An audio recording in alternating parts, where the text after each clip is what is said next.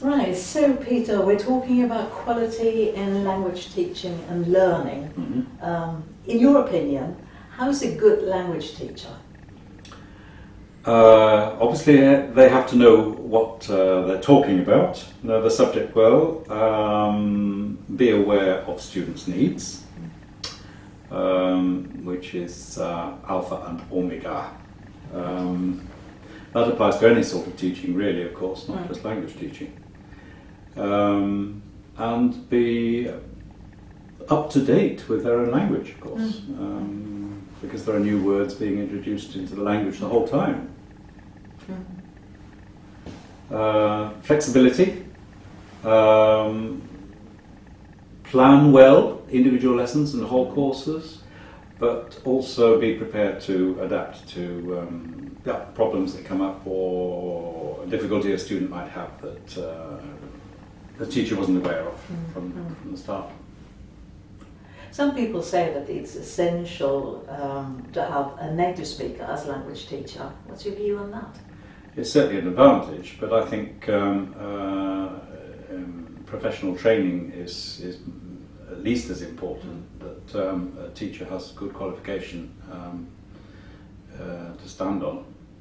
Of course, the major advantage of having native speakers of the target language is the cultural aspects. In the English-speaking world, of course, a class might be influenced if they have an Australian teacher for several years on the trot, or an American one. It doesn't have to be so-called standard British English by any means, because of course there are many varieties of English, if we take English as an example. In your opinion, what's good quality when it comes to language teaching? Well, like some of the things I mentioned before, awareness, and not just teaching things in isolation, but following up, checking what students have learnt or what they remember or recall from previous lessons, putting things you've taught into practical use, getting students to produce language actively.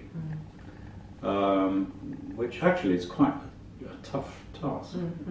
You think that by teaching something and practicing it for 5 minutes in groups or something like that in a class, that they've got that. But following up or testing it in some way reveals that often that is not the case. As a teacher, what do you expect from your learners?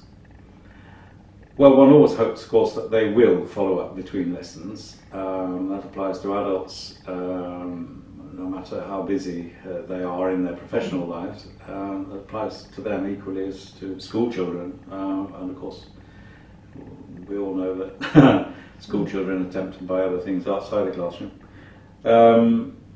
But one hopes that they're focused on what they're doing.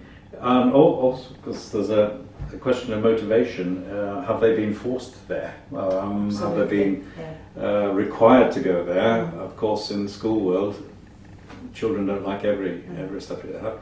In the adult world, then, for instance, in the corporate sector, in order to get promotion for a certain position, then an employer might insist that an employee goes on a course, and maybe he or she doesn't have time really for it, and so on.